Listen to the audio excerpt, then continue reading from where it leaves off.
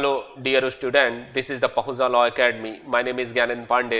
आज आप लोगों के समक्ष संपत्ति अंतरण अधिनियम के 10 महत्वपूर्ण क्वेश्चन लेकर प्रेजेंट हुआ हूं, जो आपके जुडिशरी के एग्जाम में, चाहे वो आप किसी भी स्टेट का दे रहे हो, उसमें संपत्ति अंतरण के पेपर में यह क्वेश्चन इंपॉर्टेंट हैं, जो कभी न कभी पूछे जाते हैं।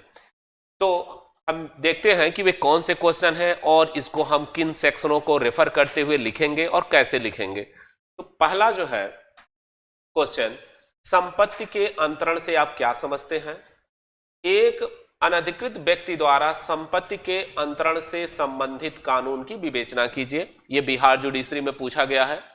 तो अब इसमें 2 क्वेश्चन आपसे पूछ रहा है कि संपत्ति अंतरण से आप क्या समझते हैं, एक अनधिकृत व्यक्ति द्वारा संपत्ति अंतरण के संबंध में विवेचना कीजिए। तो आप जानते हो कि संपत्ति अंतरण अधिनियम की धारा 5 में संपत्ति अंतरण का क्या अभिप्राय है, इसको बताया गया है। तो आप धारा 5 का उल्लेख करोगे, धारा 5 में जो कहा गया है, और इसके साथ ही साथ धारा 5 के एलिमेंट लिखोगे।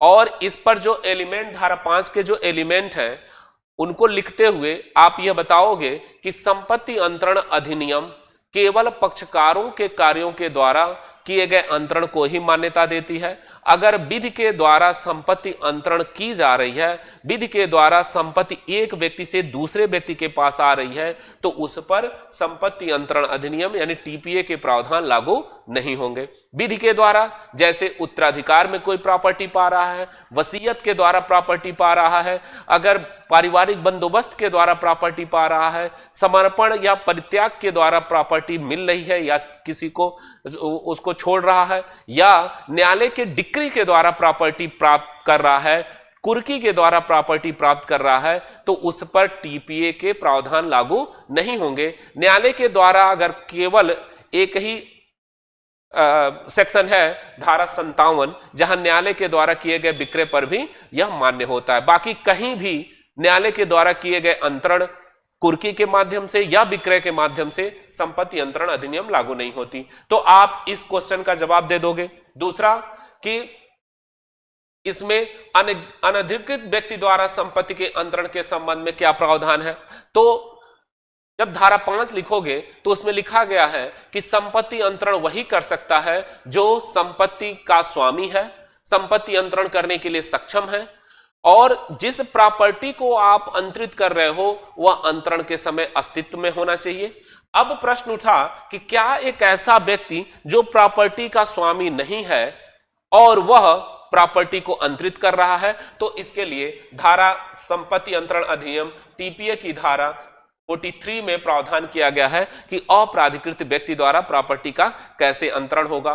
तो अप्राधिकृत व्यक्ति द्वारा प्रॉपर्टी के अंतरण धारा 43 के प्रावधानों को लिखोगे और इसमें उसके आवश्यक तत्व को बताओगे, इस पर केस लिखोगे और उसके बाद इसका कंक्लूजन लिख के इस क्वेश्चन को कंप्लीट करोगे। तो इस प्रकार आप इस पे दो प्रावधानों का उल्लेख करते हुए उसकी व्याख्या करेंगे। अगला क्वेश्चन है कि अस्थावर संपत्ति से आप क्या समझते हैं, चल और अचल संपत्ति में क्या अंतर है।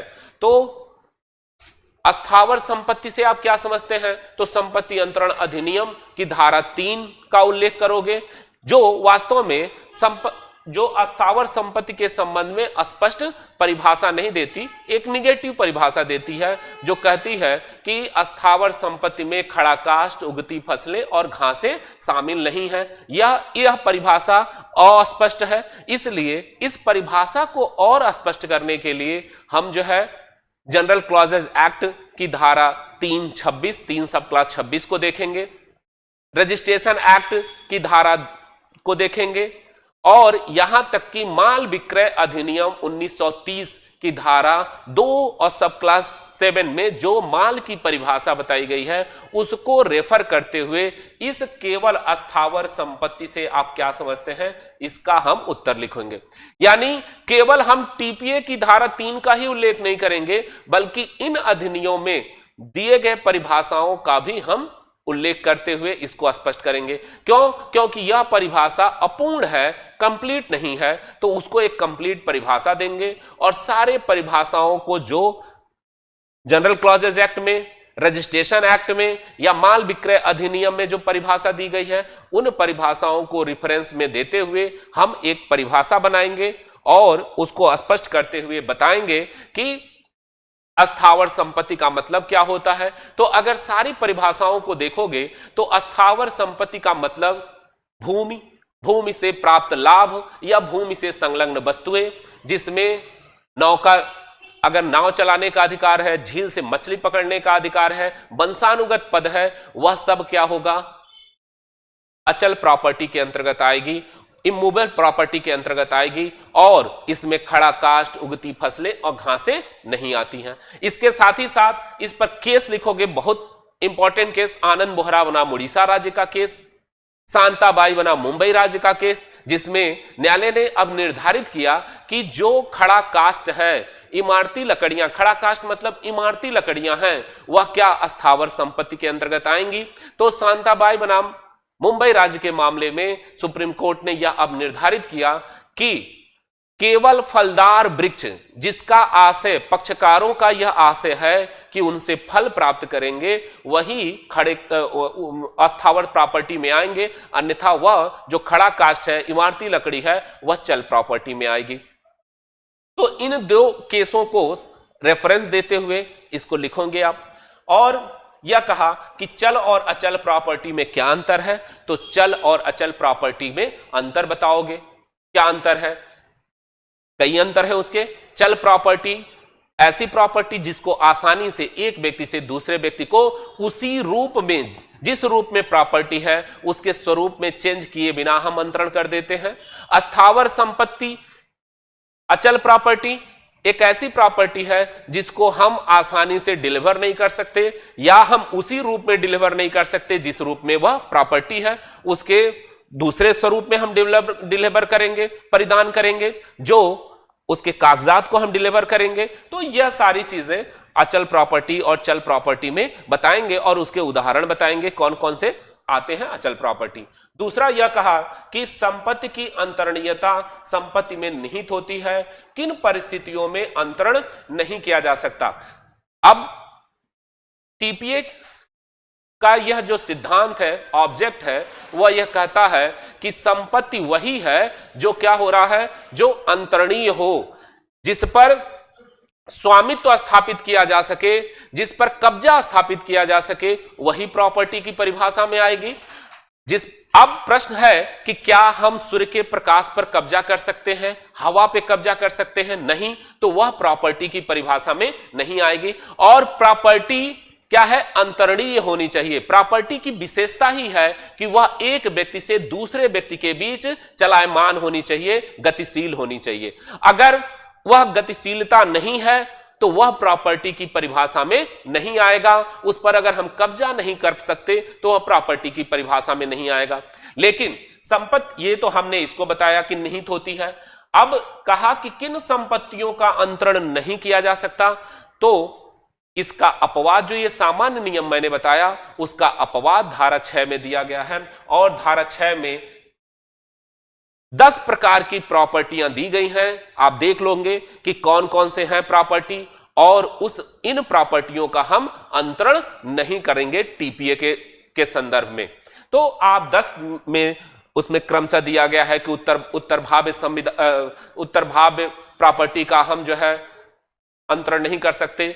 जो प्रॉपर्टी यानी कुल में वसीयत संपदा पाने की संभावनाओं का हम अंतरण नहीं कर सकते, और इसी प्रकार अन्य संभावनाओं का अंतरण नहीं कर सकते, निजी हित का अंतरण नहीं कर सकते। केवल जब आपका उपभोग का राइट दिया गया है तो आप उसको अंतरण नहीं करोगे।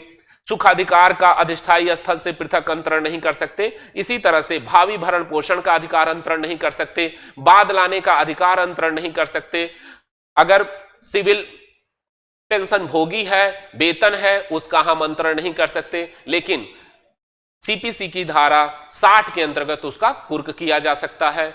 और अगर वितिकाएं हैं, पेंशन है, उनका हम अंतरण नहीं कर सकते। इसी तरह से कहा कि अभिधारी, अनुज्ञप्तिधारी, अभिधारी, फार्मर या पट्टेदार अपने हित के आगे उसका अंतरण नहीं कर सकता। इसको आप इसमें लिखोगे तो ये धारा 6 के तहत आप इस प्रश्न को कंप्लीट करोगे। दूसरा आया, आजाद व्यक्ति के फायदे के लिए किया गया अंतरण अधिनियम के प्रावधानों का उल्लेख करते हुए स्पष्ट करें। बहुत ही इंपॉर्टेंट क्वेश्चन है टीपीए का, जो हर एग्जाम में पूछा जाता है। अब इसमें जो सेक्शन आप लिखोगे उसमें सेक्शन 5, 13 और 20 का उल्लेख करोगे। इन 3 धाराओं का उल्लेख करते हुए इस क्वेश्चन का उत्तर देना होगा आपको। क्यों? क्योंकि धारा 5 यह बताती है कि संपत्ति अंतरण 2 जीवित व्यक्तियों के मध्य होगा। संपत्ति अंतरण करते समय 2 जीवित व्यक्ति मौजूद होने चाहिए। अंतरणकर्ता और अंतर्ती दोनों का अस्तित्व में होना आवश्यक है। लेकिन धारा 13 कहा कि आजाद व्यक्ति के लिए संपत्ति का अंतरण, आजाद व्यक्ति अनबॉर्न चाइल्ड जो अभी अस्तित्व में ही नहीं है, जो मां के गर्भ में आया हो या ना आया हो, दूर दूर तक संभावना नहीं है, उसको भी प्रॉपर्टी हम अंतरित करने जा रहे हैं। तो हम अंतरण कैसे करेंगे, यह धारा 13 बताती है। धारा 13 कहती है कि प्रॉपर्टी अंतरण करने के लिए हम एक क्या बनाएंगे, प्रायर इंटरेस्ट क्रिएट करेंगे, एक पूर्विक हित क्रिएट करेंगे और उस पूर्विक हितों में केवल लाइफ टाइम इंटरेस्ट देंगे, आजीवन हित देंगे। और उसके बाद धारा 20 कहती है कि जब भी अनवान को हम प्रॉपर्टी अंतरित कर रहे हैं तो निहित हित ही देंगे, वेस्टेड इंटरेस्ट ही उसमें क्रिएट करेंगे। तो यह उसका प्रावधान है, उसमें आप लिखोगे इन सारे नियमों को लिखते हुए। और इस पर जो लीडिंग केस है गिरजेश बनाम दाता दिन का केस है, इसके जजमेंट को लिखोगे।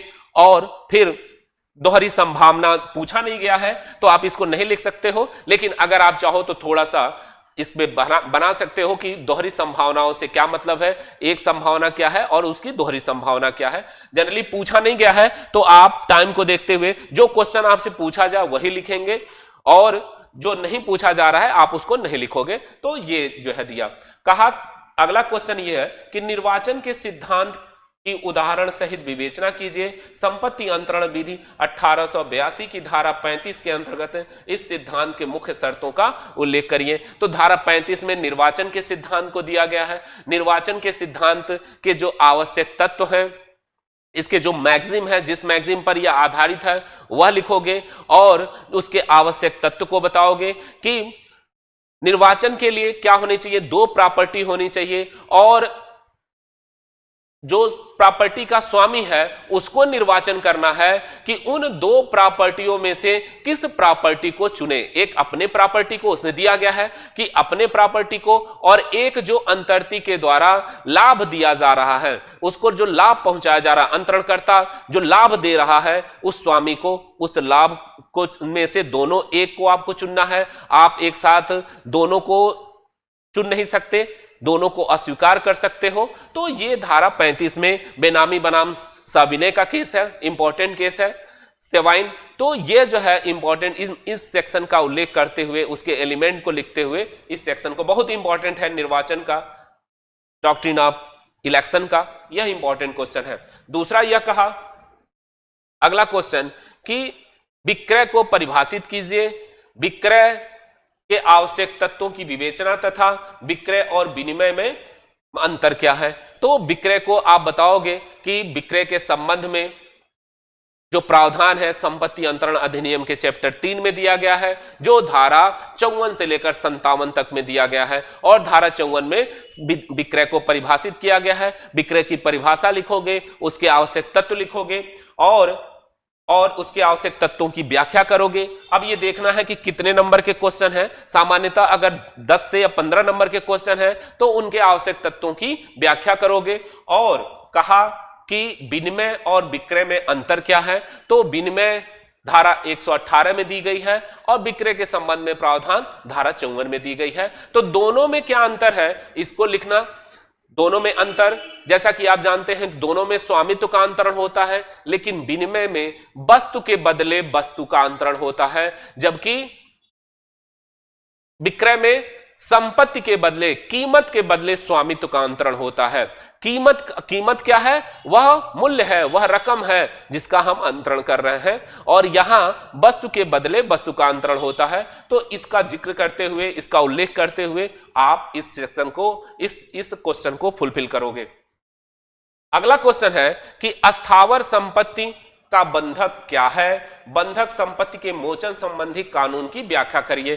तो अस्थावर संपत्ति अध्याय 4 में दिया गया है, धारा 58 से लेकर 104 तक, सामान्यतः 100 से लेकर 104 तक भार का है उल्लेख, लेकिन वो उसी अध्याय में आता है। तो आप जो है अस्थावर संपत्ति का बंधक क्या होगा, तो धारा 58 में बंधक को परिभाषा किया गया है, उस परिभाषा को लिखोगे, जो परिभाषा दी गई है उसके आवश्यक तत्व बताओगे। और ये करने के बाद यह आया कि बंधक संपत्ति के मोचन से संबंधित, तो ये आप जानते हो कि धारा 60 में बंधककर्ता का मोचन का राइट होता है। अपनी मोचन का मतलब अपनी प्रॉपर्टी को जो प्रतिभूति के तौर पे दी गई है वह बंधक धन के भुगतान के बाद वह प्रॉपर्टी को प्राप्त कर ले, तो वह मोचन का राइट होता है। अब इसी राइट को, इसके आवश्यक तत्व क्या है, इनके मोचन के राइट के क्या आवश्यक तत्व हैं, कब भुगतान होना चाहिए, इसका धारा 60 की में दी गई है। तो इनका उल्लेख करते हुए उस प्रॉपर्टी को उल्लेख करोगे। दूसरी चीज ध्यान रखो कि धारा 60 और धारा 68 में प्रावधान किया गया है कि कब बंधककर्ता व्यक्तिगत रूप से लायबल होगा और कब वह व्यक्तिगत रूप से लायबल नहीं होगा। उसकी प्रॉपर्टी जो प्रतिभूति के तौर पर रखी गई है, सिक्योरिटी के तौर पर रखी गई है, वह लायबल होगी। तो इन दोनों धाराओं का आप उल्लेख करोगे, किन किन बंधकों में व्यक्ति अपने व्यक्तिगत रूप से लायबल होता है, उत्तरदायी होता है। तो यह धारा 68 बताती है। तो इन दोनों धाराओं का उल्लेख करते हुए, धारा 58 का उल्लेख करते हुए इस प्रश्न का उत्तर आप लिखोगे। अगला कहा कि पट्टे के अस्तित्व को किस प्रकार अधिकार में लिया जा सकता है, पट्टा और अनुज्ञप्ति में अंतर स्पष्ट करें। तो पट्टे के संबंध में अध्याय 5 में प्रावधान किया गया है, जो धारा 105 से लेकर 117 तक में दिया गया है। 105 में पट्टे को परिभाषा दी गई है, पट्टे की परिभाषा लिखोगे, उसके आवश्यक तत्व लिखोगे और बताओगे कि पट्टे में आवश्यक तत्व में ही पट्टे में क्या होता है, स्वामित्व का अंतरण नहीं होता है, बल्कि उपभोग के अधिकार का, यूज करने के राइट का ही अंतरण होता है। और बंधक में क्या होता है, इंटरेस्ट का अंतरण होता है। इसको आप समझ लेना कि पट्टे में केवल उपभोग का राइट पट्टाकर्ता पट्टेदार को अंतरित करता है। तो ये 105 में ये दिया गया है। अब कहा कि इसको लिखते हुए किस प्रकार का अधिकार है, तो अधिकार है केवल उपभोग करने का, प्रॉपर्टी पे केवल यूज और एंजॉय करने का राइट है। और कहा कि पट्टा और अनुज्ञप्ति में अंतर क्या है, तो पट्टा और अनुज्ञप्ति में अंतर, अनुज्ञप्ति के संबंध में टीपीए में प्रावधान नहीं है, बल्कि सुखाधिकार अधिनियम, जो सुखाचार अधिनियम है उसकी धारा 52 में परिभाषित की गई है अनुज्ञप्ति को। तो इसका उल्लेख करोगे आप, और इजमैन एक्ट का, और उसके बाद दोनों के अंतर स्पष्ट करोगे कि पट्टा और अनुज्ञप्ति में क्या अंतर है। पट्टे में कब्जा प्राप्त करना आवश्यक है, जबकि अनुज्ञप्ति में कब्जा प्राप्त होना आवश्यक नहीं है, हो भी सकता है नहीं भी हो सकता है।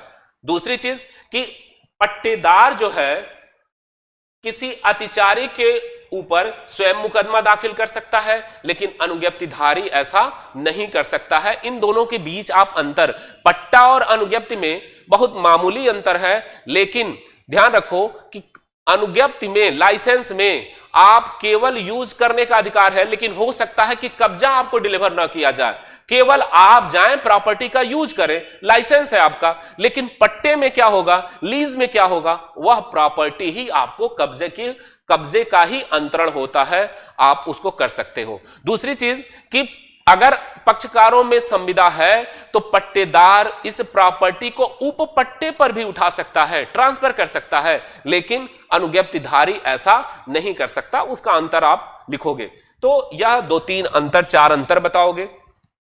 अगला क्वेश्चन कहा कि दान की परिभाषा दीजिए, दान को कब निलंबित किया जा सकता है, इसकी पूर्ण विवेचना कीजिए और दुर्भर दान को परिभाषित कीजिए। अब इसमें 3 क्वेश्चन आपसे पूछ रहा है।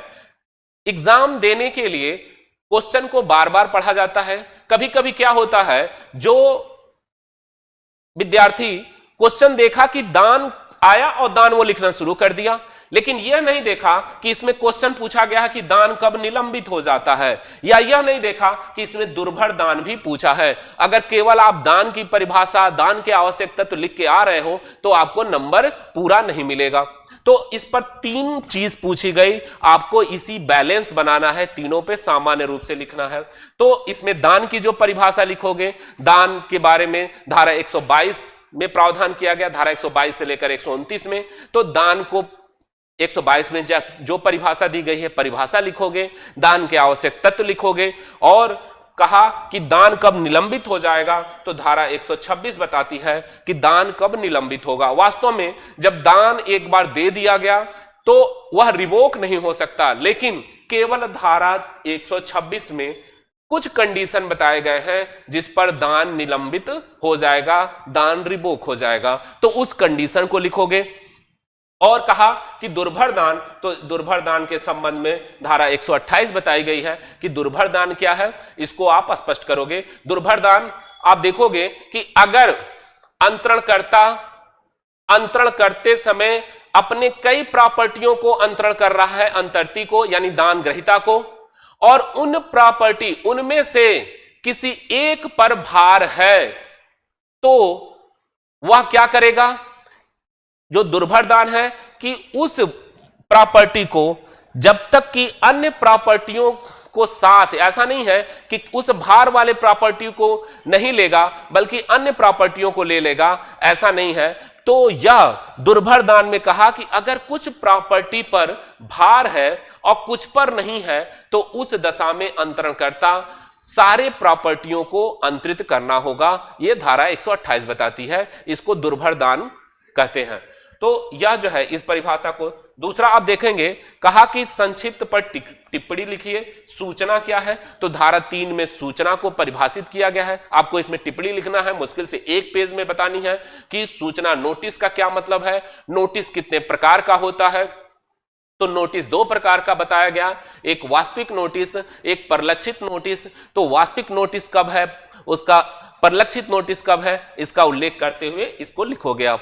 दूसरा कहा कि अनुयोज्य दावा बहुत इंपॉर्टेंट है। अनुयोज्य दावा को धारा 3 में परिभाषित किया गया है, और इसके साथ ही साथ आखिरी जो चैप्टर 8 है उसकी धारा 130 से लेकर 137 में बताया गया है। तो अनुयोज्य दावा को धारा 3 में जो परिभाषा दी गई है उसको अपने शब्दों में, अगर बेयरैक्ट की परिभाषा आपको याद है तो आप उसको लिखोगे।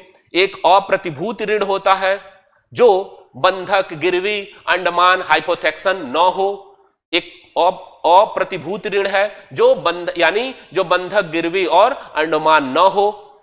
और दूसरा यह कहा कि ऐसा ऋण वर्तमान, प्रदोभान, सशर्त और सामाश्रित हो सकता है, इसको स्पष्ट करोगे।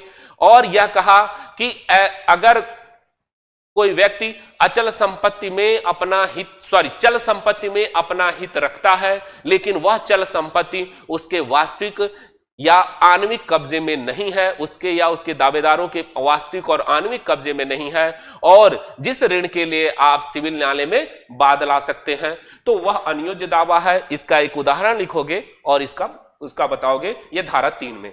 और कहा कि दृश्यमान स्वामी बहुत इंपॉर्टेंट है, इस पे लॉन्ग क्वेश्चन भी बन सकता है। तो दृश्यमान स्वामी के संबंध में धारा 41 में प्रावधान किया गया है, इसको लिखोगे। इस पे लॉन्ग क्वेश्चन है, आप इसको लॉन्ग क्वेश्चन के तौर पे बना सकते हो, और टिप्पणी में आए तो केवल धारा 41 का उल्लेख करोगे, धारा 41 के एलिमेंट बताओगे, राजकुमार बनाम मैक्विन का केस बताओगे, जयदयाल पोद्दार बनाम हजारा बीबी का केस लिखोगे। तो इस केस का उल्लेख करते हुए आप ये दृश्यमान स्वामी बताओगे। बाद लंबन का सिद्धांत यह जो है धारा 52 में है। तो बाद लंबन का सिद्धांत, इस पे आप लिखोगे बाद लंबन का सिद्धांत क्या है, इस पर एक मैगजीम है, उस मैगजीम को लिखोगे और इसके आवश्यक तत्व लिखोगे। दूसरा कहा कि शाश्वतता के विरुद्ध नियम, तो यह धारा 14 कहती है कि शाश्वतता के विरुद्ध नियम क्या है। शाश्वतता का मतलब आप जानते हो कि प्रॉपर्टी को हम खुला ही छोड़ देंगे, प्रॉपर्टी चलायमान होनी चाहिए, एक व्यक्ति से दूसरे व्यक्ति को आसानी से अंतरणीय होनी चाहिए। तो अगर अंतरणकर्ता प्रॉपर्टी के अंतरण करने के अधिकार पर, अंतर्ती के अधिकार पर रोक लगा दे, अवरुद्ध कर दे, तो वह धारा 14 कहती है कि यह शाश्वतता माना जाएगा, और वह शाश्वतता के विरुद्ध नियम बताती है। तो इस प्रकार की शर्त क्या होगी, शून्य होगी। यानी धारा 14 में दो प्रकार से अंतरणकर्ता अंतर्ती के अधिकार पर, अंतरण करने के अधिकार जो अंतर्ती का है उस पर रिस्ट्रिक्शन लगा सकता है। पहला, उसके अंतरण प्रॉपर्टी अंतरण करने के अधिकार को छीनकर, या दूसरा खुद अंतरणकर्ता दूरस्थ हित सृजित कर कर कि हमारे ए के बाद बी को प्रॉपर्टी जाएगी, बी को बाद सी को जाएगी, ऐसा स्वयं अंतरणकर्ता शर्त लगा दे तो धारा 14 कहती है कि इस प्रकार की शर्त शून्य होगी और अंतरण वैध होगा। तो टीपीए के यह जो है बहुत इंपॉर्टेंट सेक्शन और क्वेश्चन हमने आपके साथ डिस्कशन किया। इसको इन्हीं सेक्शनों को रेफरेंस करते हुए, आवश्यक तत्व बताते हुए इस जो सारे क्वेश्चनों का आंसर लिखोगे और एक नोट्स बना लोगे ताकि आपका एग्जाम क्लियर हो सके, क्योंकि टीपीए में इन्हीं से क्वेश्चन बनते हैं मेंस में। कुछ और क्वेश्चन हैं जिसको हम अपने दूसरे वीडियो में आपको बताएंगे, लेकिन यह 10 क्वेश्चन बहुत इंपॉर्टेंट है। आप इसको पढ़ के जाओगे, तैयार करके जाओगे। यह इंफॉर्मेशन कैसा लगा कमेंट करके बताएं। धन्यवाद।